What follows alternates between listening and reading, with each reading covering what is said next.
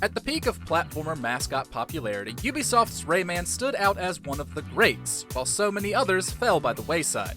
Not only was Rayman a shining jewel in Ubisoft's catalog, it was one of its first ever franchises, which helped the studio better establish its identity. Unfortunately, these days, Rayman is basically nowhere to be found, a fact that has been haunting a die-hard fanbase for years. Where did the series disappear to? Well, that's what we're here to tell you. Welcome to MojoPlays, and today we're taking a look at what happened to Rayman. Before we continue, we publish new content all week long, so be sure to subscribe and ring the bell to get notified about our latest videos. Rayman is the brainchild of designer Michel Ancel, and its origins date back to before he even worked at Ubisoft. He first designed the character as a teenager in the 80s while learning to draw and code, and returned to those illustrations after becoming a game designer.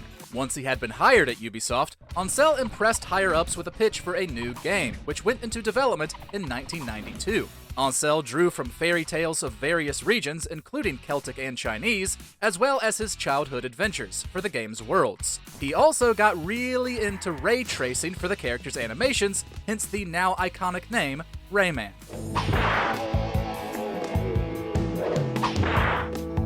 The first game was a huge undertaking for Ubisoft. More staff was hired, more money was put in, and a new development studio was founded called Ubi Pictures, now known as Ubisoft Montpellier. In trying to choose a console powerful enough, the team abandoned its Super Nintendo version in favor of the upcoming Atari Jaguar. Thankfully, given that console would be a fairly big failure, Ubisoft also made it a launch game for the first PlayStation. Released in 1995, Rayman received strong reviews and sales thanks to great animation, music, and a deceptively high difficulty.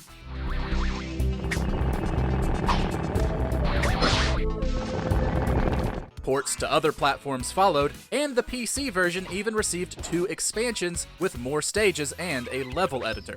Naturally, with such success, a franchise was born.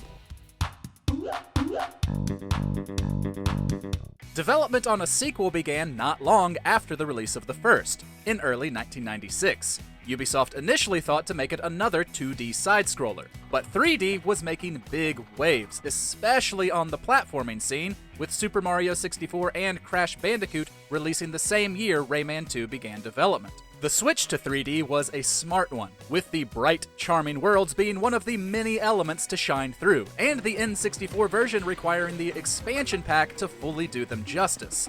Gameplay was also expanded upon beautifully, proving Rayman 2 The Great Escape to be the successful follow-up Ubisoft wanted. It received some of the highest acclaim the series would ever see, prompting Ubisoft to double down on the IP in more ways than one.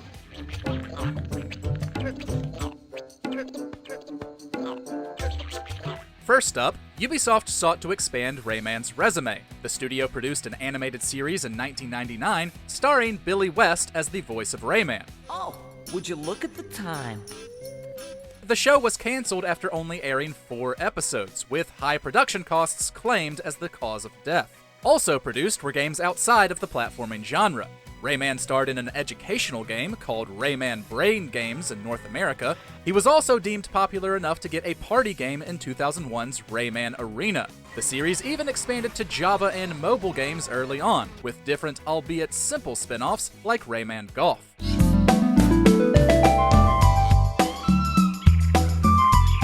While Ubisoft was building up Rayman's empire, what fans truly wanted was a new mainline game. And that came in 2003's Rayman 3 Hoodlum Havoc, though Ancel himself was only a creative advisor.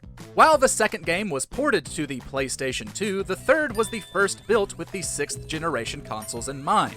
A bit sillier and lighter in tone, it was a fun romp through even more visually impressive worlds. It didn't reach quite the same heights as its predecessor, but it was nonetheless another solid outing for the hero, and one that was a financial hit. It seemed as if things could only go up.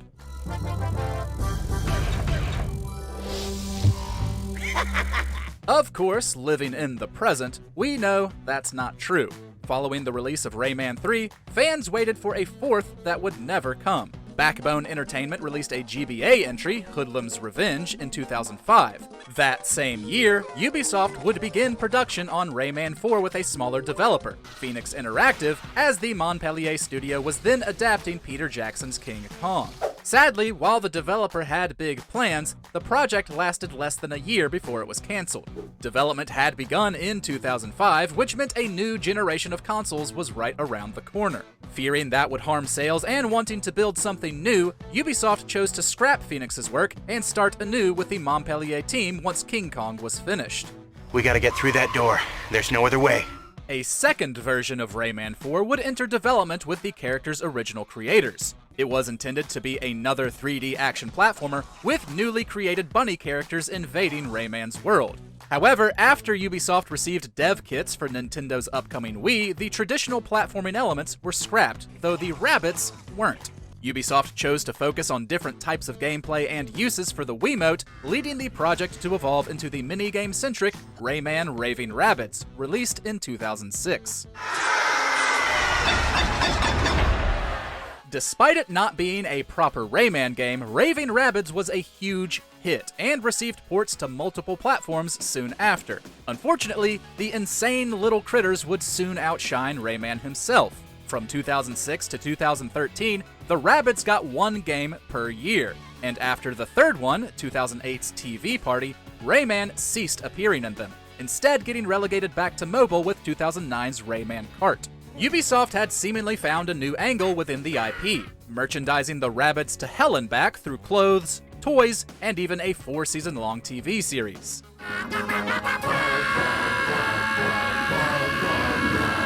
Meanwhile, Rayman would eventually get his platforming debut on the Wii, with 2011's Rayman Origins. Ubisoft Montpellier built a new engine called UbiArt Framework, specializing in transitioning 2D animation to a video game format. And quite frankly, it was a stunning display.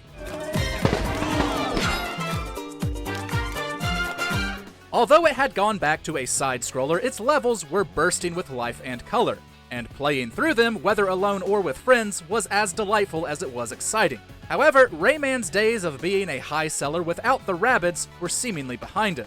Initial sales numbers for Origins were extremely low, though the game eventually became profitable enough to produce an even better sequel. For 2013's Rayman Legends, the Montpellier team perfected what was capable with the UbiArt engine. Visuals popped straight out of the screen with life and wonder. Every single level was a blast to play, and there was enough silly humor to keep you smiling ear to ear. A new gameplay addition came through the Wii U's gamepad, allowing supportive character Murphy to interact with environments of certain levels. It actually was intended to be a Wii U exclusive, but Nintendo's successor wasn't nearly as positively received as the Wii. Weak sales of Ubisoft's launch title, Zombie U, caused the publisher to delay Legends for a multi-platform release. Come on, it's not too far now.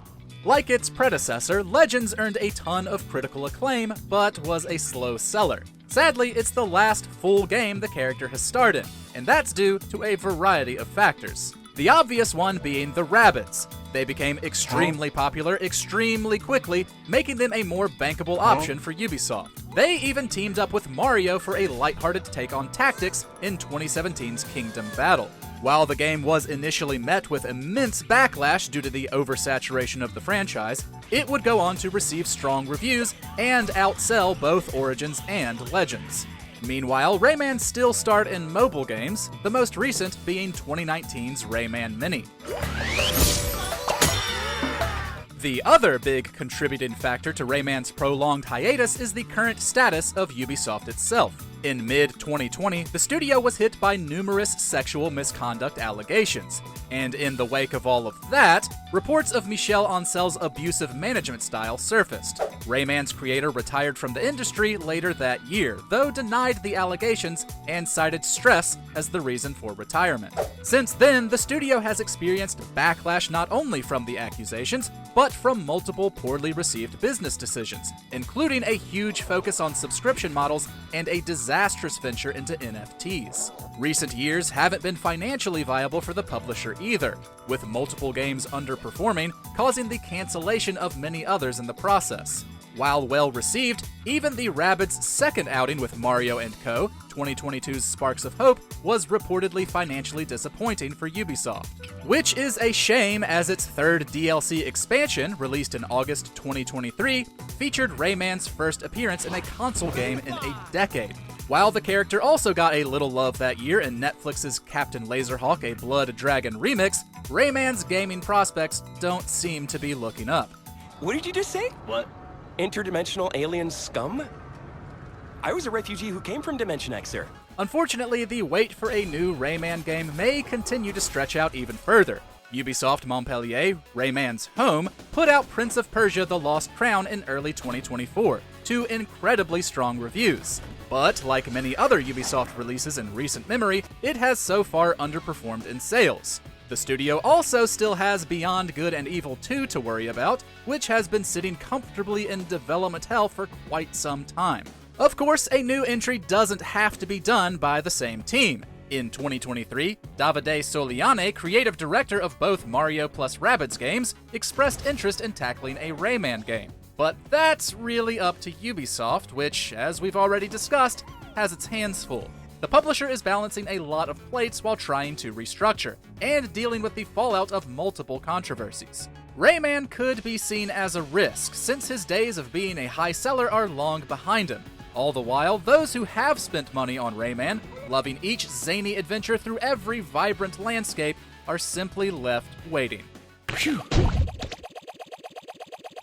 But hey, let's shine a light on the positive.